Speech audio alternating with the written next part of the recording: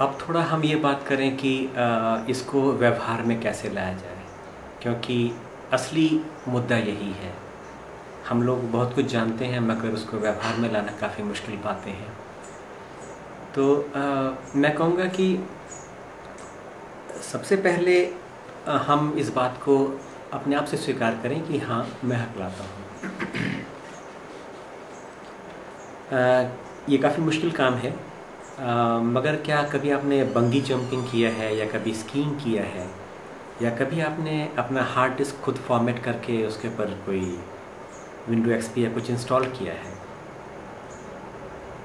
अगर किया है तो आप जानते हैं कि पहली बार ये काम बहुत डरावना लगा होगा, बहुत मुश्किल हुई होगी, लेकिन दूसरी बार या तीसरी बार शायद आपको उसमें बहुत मज़ा आया होगा।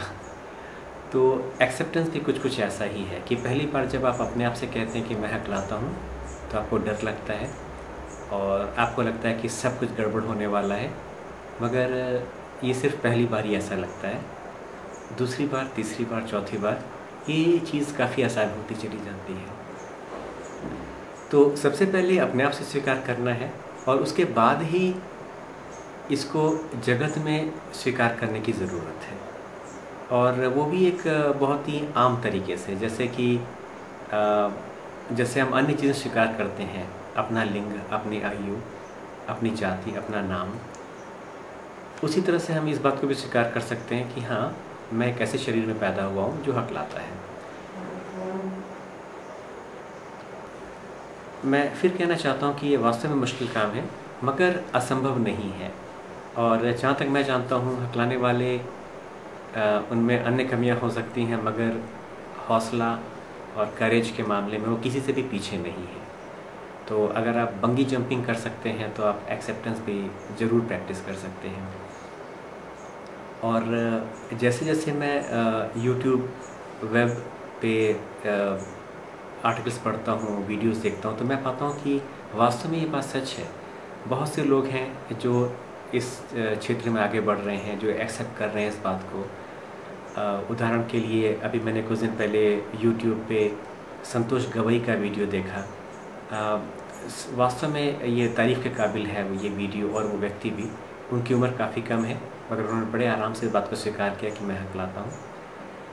इंटरनेट पे एक ब्लॉग है स्टीवन का, जिनके ब्लॉग की हर आखिरी लाइन में लिखा होता है कि I M a person who स्टैमर्स।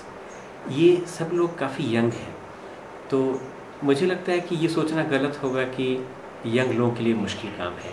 Young लोग भी ये काम कर रहे हैं और आगे बढ़ रहे हैं, क्योंकि जो हमें रोकता है वो हमारा अपना डर ही है। हमें जो रोक रहा है वो हकलाना नहीं है, बल्कि हकलाने का डर हमें पीछे रोक रहा है। एक पल अगर हम उस डर से अपने आप को आज़ाद कर लें तो हमें आगे बढ़ने से कोई भी ताकत नहीं रोक सकती, और एक्सेप्टेंस का मतलब यही है। मैं तीसा में निरंतर ऐसे युवा साथियों से मिल रहा हूँ, युवा लोगों से मिल रहा हूँ जो इस बात को स्वीकार कर रहे हैं और आगे बढ़ रहे हैं। और तीसा के पीछे पूरी सोच यही है कि हम एक ऐसा माहौल बनाएं, हम एक ऐसा एक संगठन शुरू करें जिसमें युवा लोग, बच्चे और वयस्क भी इस बात को आराम से स्वीकार कर सकें कि हाँ, मैं हकलाता हूँ और ये बिल्कुल ठीक है, मुझे इससे कोई समस्या नहीं। और आखिर में मैं फिर से कहना चाहूँगा कि हकलाने को स्वीकार करने का मतलब ये बिल्कुल नहीं है कि हम हाथ पे हाथ धरे बैठ जाएं, दुखी हो जाएं या उदास हो जाएं। इसका मतलब सिर्फ ये है कि हम इस बात को स्वीकार करें कि मैं हकलाता हूँ।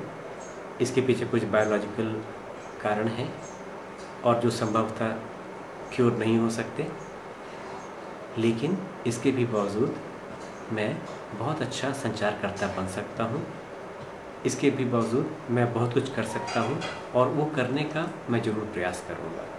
मैं अपने संचार को बेहतर बनाने का प्रयास करूँगा, मैं अपनी मुश्किलों को हल करने का प्रयास करूँगा, और यही तीसा का मोटो है, यही तीसा का लक्ष्य है। धन्यवाद।